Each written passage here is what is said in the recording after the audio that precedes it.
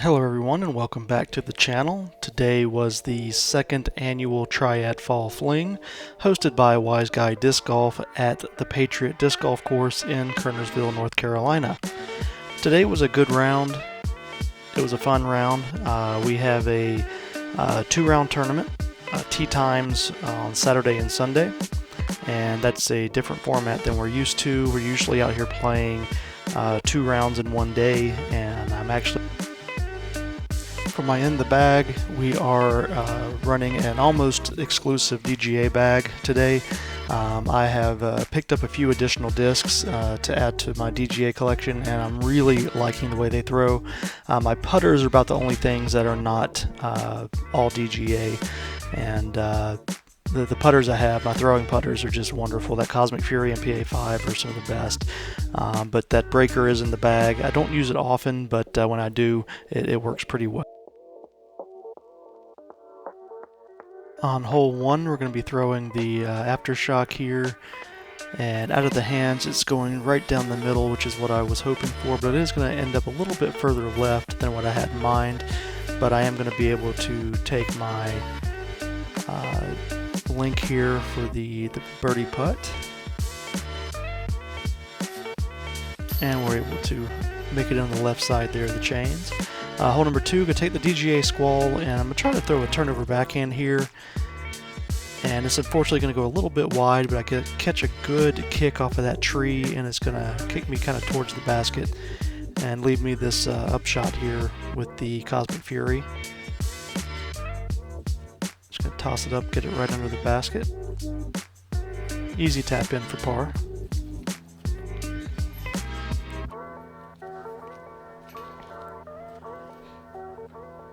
Hole 3, and we're throwing the bonsai here, which the bonsai is not as stable as the numbers indicate on the disc. It's a 0.3 on there, but it throws much more like a 0.2. It's closer to a T-bird than it is anything else.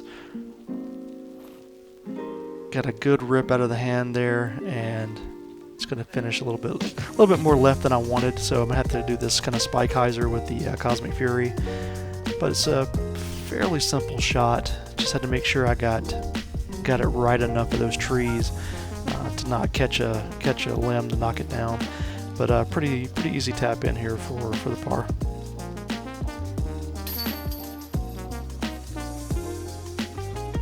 Hole 4, through the DGA sail. I really like this disc. Threw it on a nice hyzer line, and it just flipped up to flat and just rode right towards the basket the whole way. Left me a little bit short, but that's fine. I'm gonna have a long bid here with the link for the birdie. And just about had it. I missed so many birdie putts today that were just about there, but all my birdie putts were mostly 40 feet or more. But I still had the opportunities for them. Hole number 5 here. I'm throwing the pipeline. And the pipeline, like the bonsai, is not as stable as the numbers. It's got the numbers of a T-bird, but it flies more like an FD.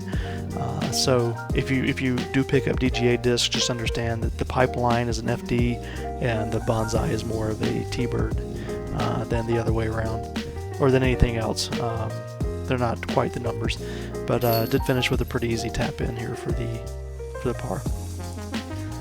Hole 6, throwing a Hurricane here, and this is the Atmos plastic, and this disc does seem to be less stable than the PL plastic. I have both Hurricanes in the bag, PL and Atmos, and that did fly a little bit less stable than I expected, but it still left me with a pretty good opportunity here for bird. And once again, just about made it, but I'm going to take a tap in for par.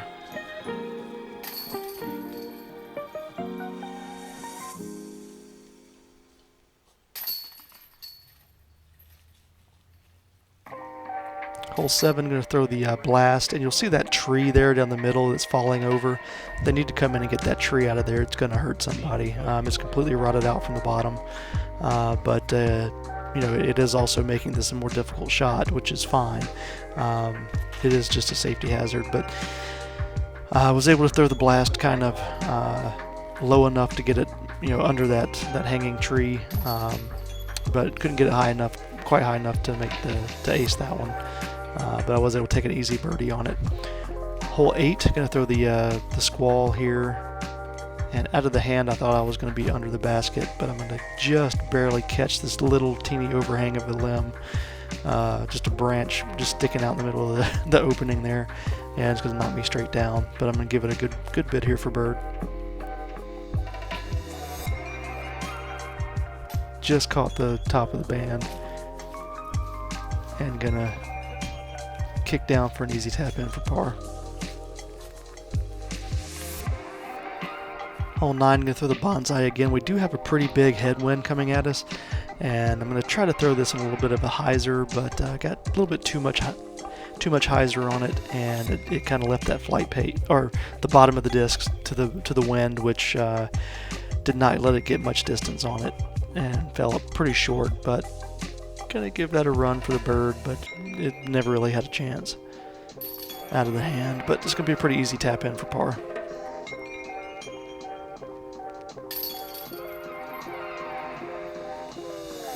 Hole 10, going to throw the Cosmic Fury here on a backhand, and I threw the shot the way I wanted, but I just didn't throw it where I wanted it. It needed to be more wide right. I'm going to try to make up for that tomorrow. Because of the way this hill slants right to left, because I didn't throw it out right enough, it just came down this hill and skipped right into the woods, which is the miss on this hole. You know, if you're not right enough off the tee, it's going into those trees. So another tap in for par. Hole 11, going to be throwing the Rogue here. This is my first throw ever with this disc. I just got it yesterday, and I wasn't sure how to, what to do with it, and kind of babied it a little bit. It did fly very well. It just came up very short because I didn't get it flat enough. Didn't put enough power on it to get it flat enough. Cosmic Fury here, going to run this towards the basket, and I went a little bit deeper than I wanted. I hit where I wanted, but it just kind of slid a little bit, and going to leave me this comebacker here for the par.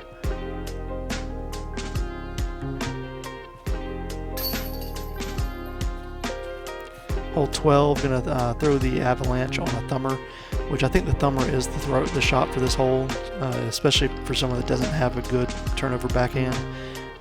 That thumber is perfect. I can get it to the same spot every time, and it's about a 45-50 footer for birdie.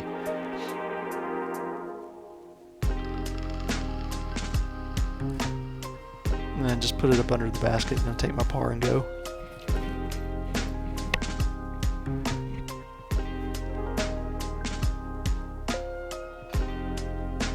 Hole 13, going to throw the Rogue here. This is one where you just throw it down that right line and let it crash into the trees.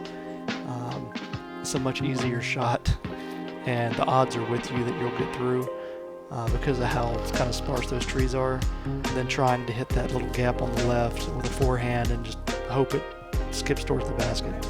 So I was able to make it into the middle of the fairway, crash through those trees, and almost made the birdie putt there.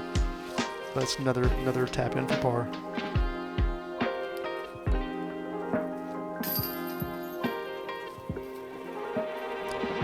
Hole number 14, going to throw the squall on a turnover backhand. I'm going to try it. Seems to be the right shot for this hole, but you got to be able to hit it just right. And I get it up, and it's moving towards the basket, but it just turned over a little too much and caught that right tree and knocked it straight down. Luckily, I stayed in the fairway.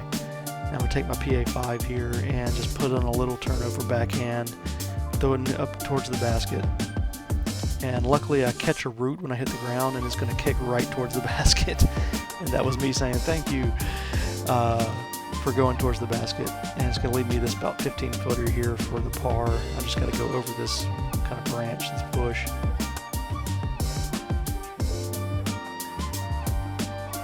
Which able to do no problem.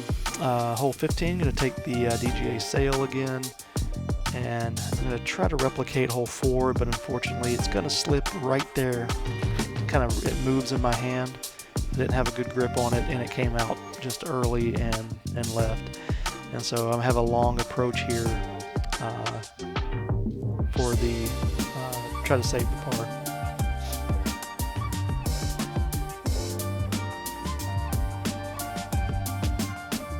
Yep, I'm going to put it right next to the basket. Pretty easy tap in here for the par. Which is sad because what's going to come up here on this next hole.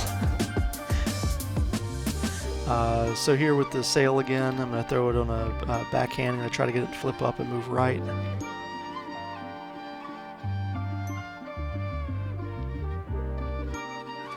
And out of the hand is just perfect. Perfect drive, right down the middle, flip up, nice soft right to the right. And this is, I grabbed my rangefinder here because my my standing putt range is 120 feet, and I was 114 feet here, and I said, okay, I'm good enough to just do a standing putt because I know I'm going to get it close. I've made 120 footers before, and so I know that's my kind of max range with it. And out of the hand, I thought I might get it, but it did fall just a little short. And this, in my head, I'm going back and forth between stagger, straddle, and I did not get my mind set before I putted, and I messed up. I'm so upset with myself right now because I didn't calm my mind before I made that putt.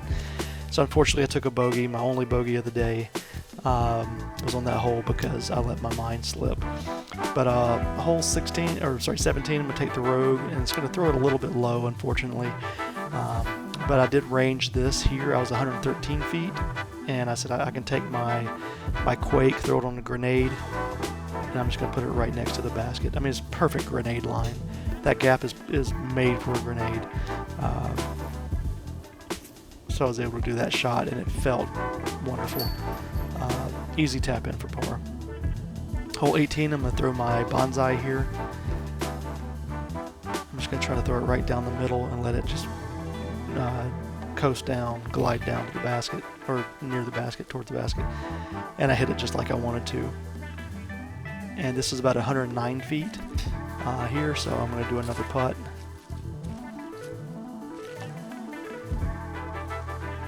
Just try to get it near the basket. And I almost made this. I mean, it went right behind the chains. I put a little too much on it, and that was so close to catching that birdie. But this is what I should have done on 16.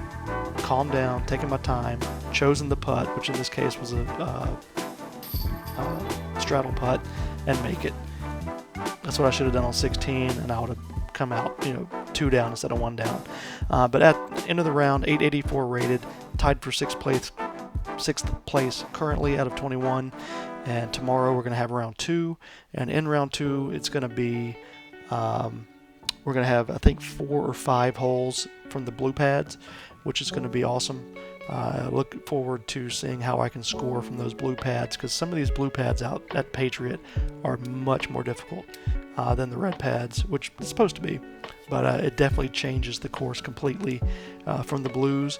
So look forward to bringing that tomorrow after we get the round finished, and seeing if we can kind of move up from 6th place and maybe get into a podium finish, because we're not that far off.